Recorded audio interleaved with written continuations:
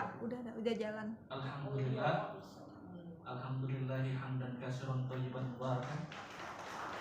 Mubarakan alaihi kama yuhibbu rabbuna wa yarda. Allahumma shalli ala sayyidina Muhammad wa ala ali sayyidina Muhammad. Yang kami hormati Bapak Ali Ansori selaku pemimpin Diklat CKS 2021, yang kami banggakan rekan-rekan peserta Diklat calon kepala sekolah Bangka Barat 2021.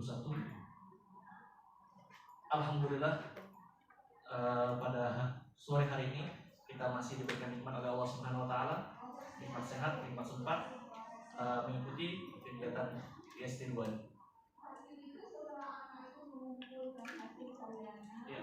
Ya. Saya Edwin Agustin dari SMP Negeri 5 Subang Teritit akan merupakan presentasi saya yang dulu student jurnalis siswa untuk meningkatkan berpikir kritis peserta didik. Ini foto sekolah kami SMP Negeri 5 Subang Teritit.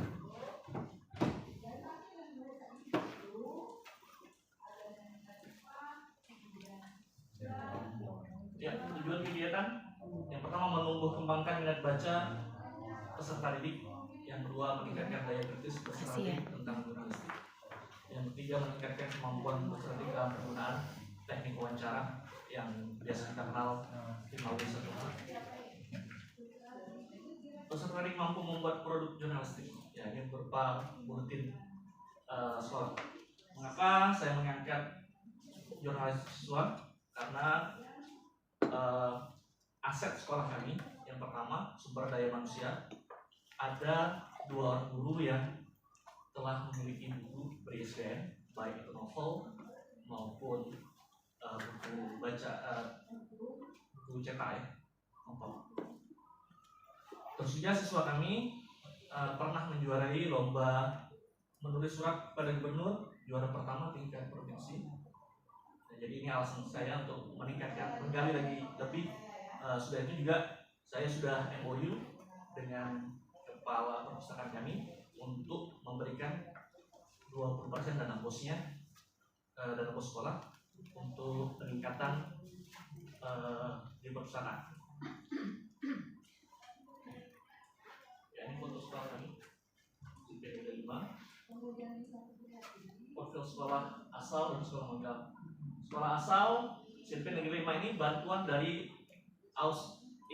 Australia Indonesia, didirikan jadi menyatu, masih dengan satu atap dengan SD 16 Subang Teritit. Sudah memiliki ruang dan IPA di tahun 2020, perpustakaan di tahun 2019. Untuk sekolah sendiri masih baru memiliki 4 rombel. Untuk tenaga pendidik, alhamdulillah kami masih energik semua, ya. 7 orang itu PNS 2019, yang seniornya hanya saya dan satu lagi angkatan saya. Sedangkan SMP Negeri 4 Subang Teritit ini beralamatkan di Desa Pradong, tetanggaan tadi sama Ibu Hansuna, ya. Ini dikepalai oleh Bapak Rizal. Beliau ini kepala sekolah yang sudah memiliki MKS, jadi senior kita yang sudah pernah mengikuti kegiatan seperti ini.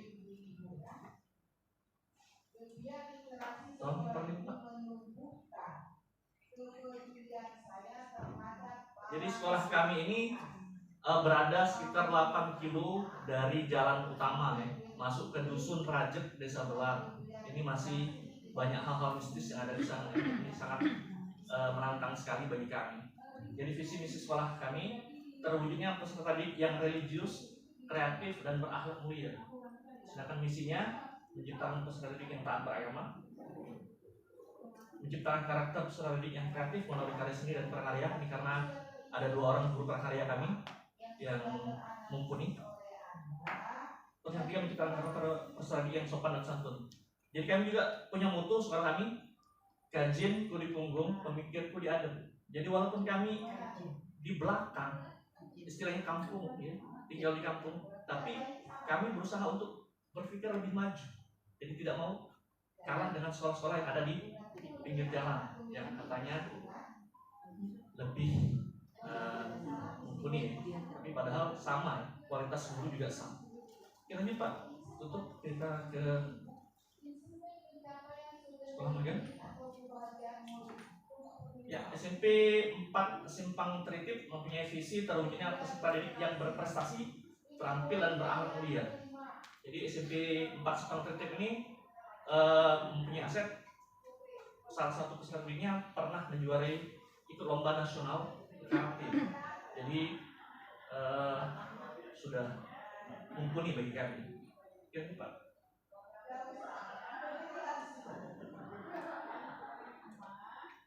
Ya, langkah kegiatan. Yang pertama persiapan, pelaksanaan, monef, refleksi, dan tindak lanjut.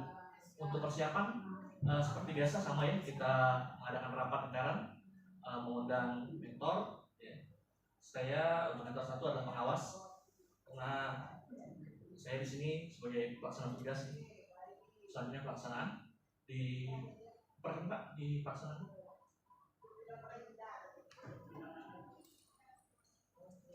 Ya, seperti biasa ya, pelaksanaan kita mulai di awal waktu kita pertama kali minggu pertama ya, yang pertama kita ini mengadakan OJT 1. Ini kami membuat semacam angket peminatan dan izin dari orang tua. Jadi sebanyak 20 peserta didik kami pilih secara acak ya, yang mempunyai minat. Jadi kami pilih dan kami latih untuk pelaksanaan student journal.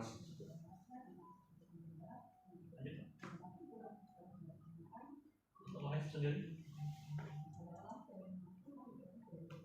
ya untuk monitoring keterlaksanaan ya, jadi ini hasilnya 89% monitoring keterlaksanaan berdasarkan instrumen pencapaian kualitas dengan hasil sangat baik. Evaluasi peningkatannya KKPK masih rendah 78,36. Evaluasi kegiatan berdasarkan instrumen KKPK secara ini 70,83.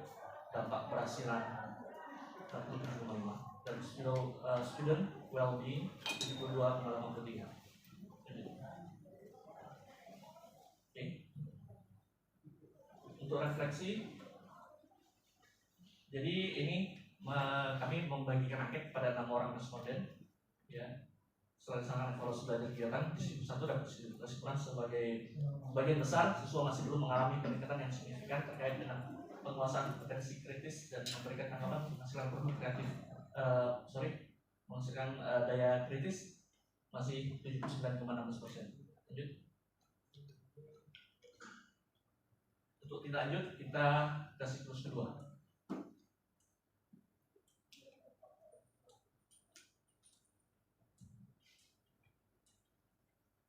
Ya, di hasil kegiatan di siklus 1 monitoring boleh lagi Pak. Ini apa ya? Secara refleksi. Dengan pelaksanaan kegiatan RPK di siklus 1 didapatkan data bahwa kegiatan RPK sudah dilaksanakan dengan baik terlihat dari keterlaksanaan dari setiap tahapan yang direncanakan. Jadi ya, ada beberapa hal yang masih kurang dan sudah ada yang sudah baik, tapi di keaktifan siswa itu sendiri masih kurang. Jadi kemungkinan dengan metode yang belum maksimal. Di siklus kedua, ya ada kegiatan di siklus 2. Yang pertama persiapan, pelaksanaan, monef, refleksi dan tindak lanjut. Di persiapan seperti biasa ya, kita rapat lagi ya jalan untuk pelaksanaan di siklus kedua, mengkaji apa yang harus diperbaiki di siklus pertama, terus dilaksanakan. Di pelaksanaan kedua ini masih di ruang dan IPA ya, di SMP Negeri Musim Kreatif. Guru menyiapkan materi yang sesuai dan dibuatkan mapping jadi konsep lagi. Jadi lebih terarah lagi apa yang akan disampaikan tersebut. Jadi akan mempermudah peserta didik lebih mudah dalam memahami apa yang akan disampaikan. Oke, lanjut Pak.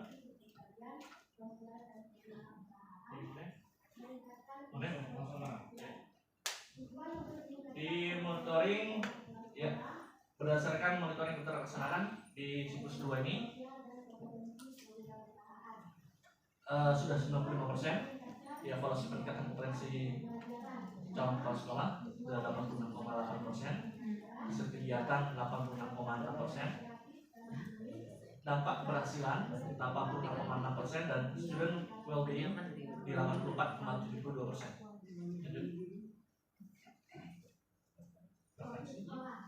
Ya, di refleksi dalam keterlaksanaan RPK mencapai 95%. Hasil monet keterlaksanaan di siklus 2 ini didapatkan bahwa kegiatan RPK dirasa sudah cukup baik ya. Karena dengan mapping lagi lebih terarah, anak-anak sudah mulai berani untuk membuat draft wawancara. Oke Pak.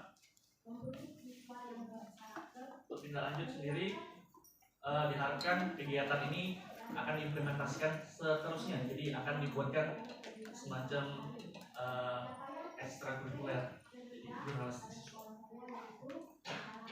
Ya, ini ada foto hasil dari bukunya. Semuanya terus kedua.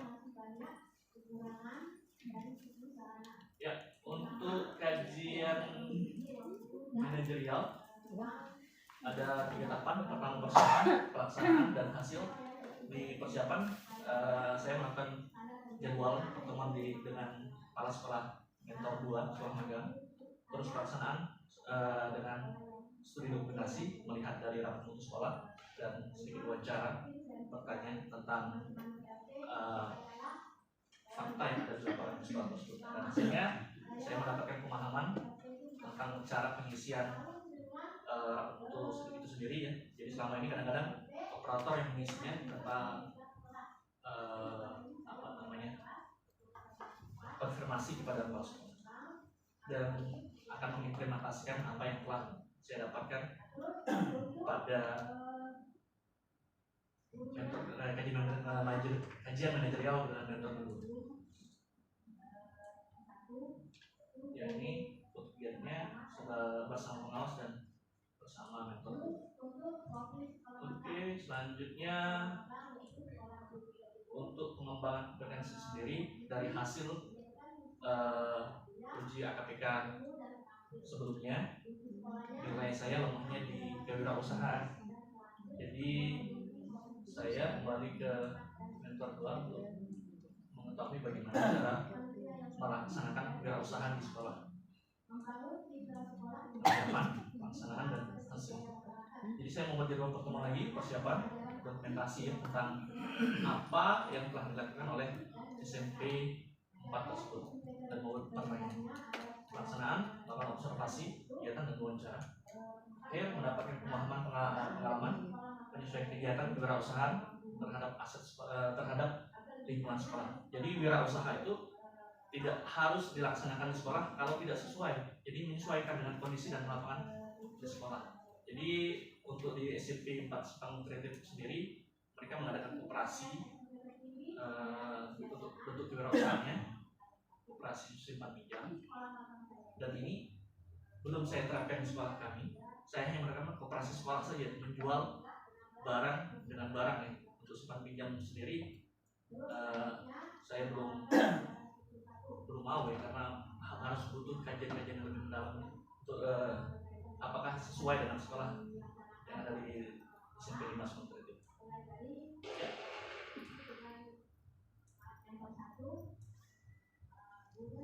Kesimpulan,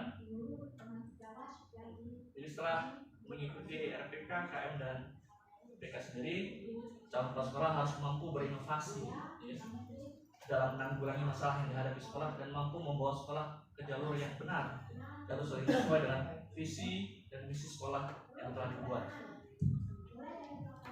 Ya, kegiatan apa yang telah kita dapat, apa yang telah saya dapat dengan mentor 2 sekolah magang ini ya, insya Allah akan diharapkan berkelanjutan dan diimplementasikan di sekolah kami.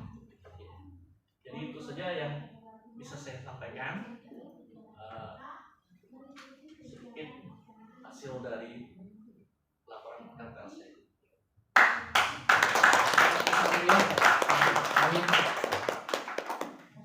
Waktunya pas benar Pak. Pas apanya? pas habis materi. Iya. Untuk sesi terakhir kita ini ada 2 penanya. Silakan Bapak Ibu yang ingin menanyakan kepada Pak Ibu langsung tanya, langsung dijawab. Silakan Bapak Ibu. Tidak ada. Silakan Bapak Ibu. Tidak ada. Ya saya. Ibu Amel. Silakan. Tidak ada. Yang mau saya tanyakan itu di sini Pak Edwin PLT juga kan, senior juga tidak ada maksudnya di dalam sekolah itu kan. Ketika di kajian manajerial ini, ketika berhadapan dengan sekolah magang maksudnya seperti itu, kira-kira manfaat yang paling besar Bapak rasakan itu apa ketika kajian manajerial di sekolah magang itu? Karena posisinya kan sama dengan saya, PLT juga, dan seniornya memang ada yang lebih tua, tapi maksudnya belum lama di situ, justru sama dengan saya, kan kebingungan maksudnya menjalani selama ini jadi PLT ya begitu-begitu saja maksudnya. Nah, ketika kita melihat di sekolah magang, apa yang paling rasakan tuh manfaatnya bila dibandingkan dengan kita yang PLT itu saja Pak yang saya ingin tanya. Ya, terima kasih Bu Amel. Jadi yang saya rasakan, saya baru menjadi PLT di Sipirma ya. Jadi kadang-kadang operator tuh mengisi dari rapor mutu itu beliau yang ngisinya. Jadi tanpa koordinasi lagi dalam kepala sekolah. Jadi ketika saya magang di SMP 4, beliau ya Pak Rizal memberikan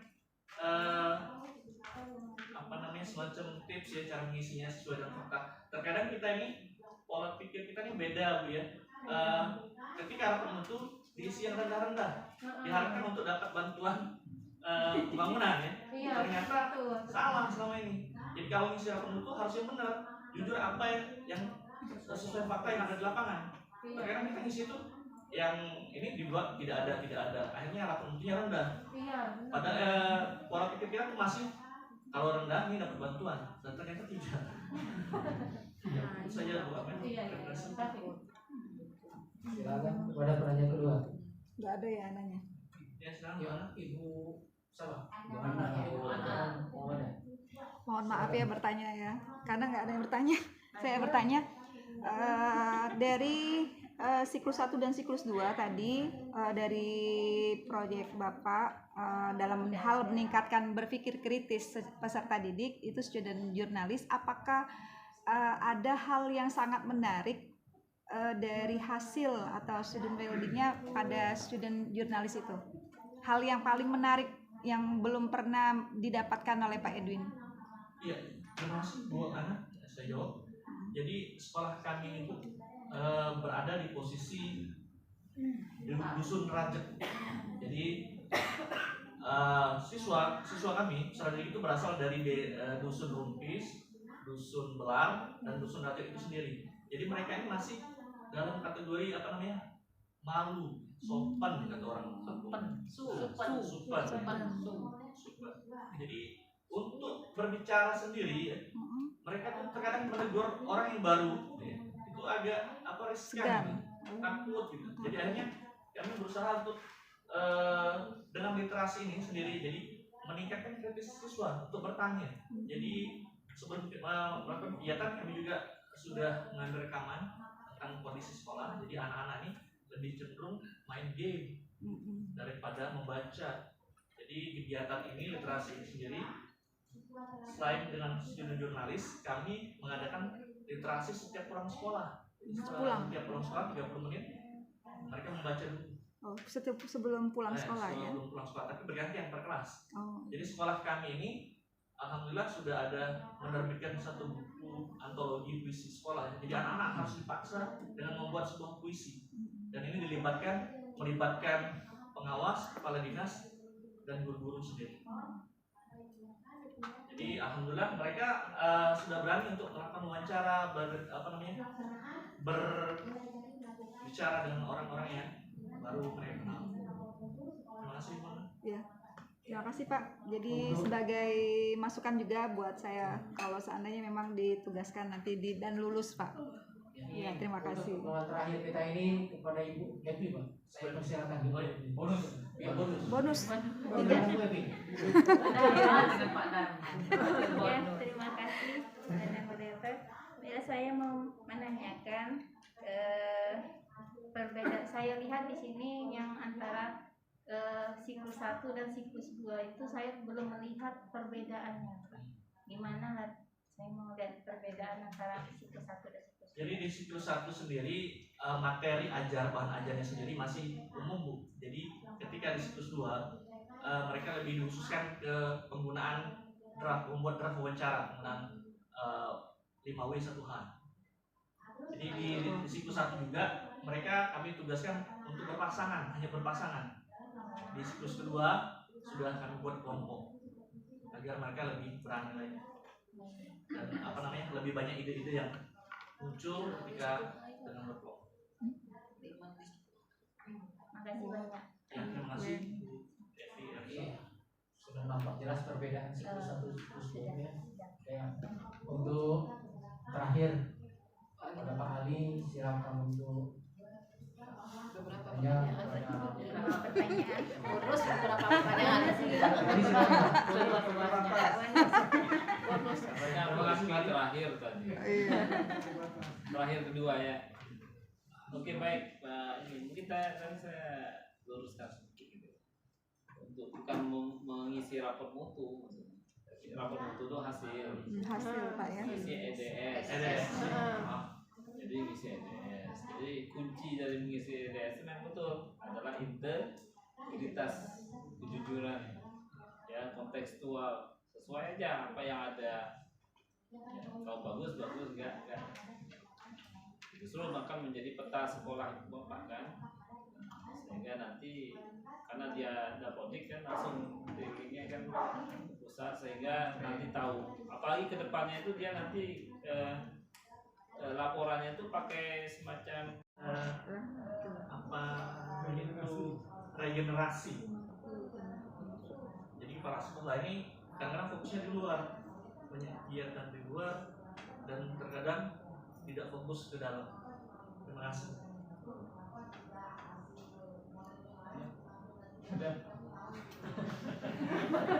Ya, saya ucapkan terima kasih kepada teman-teman.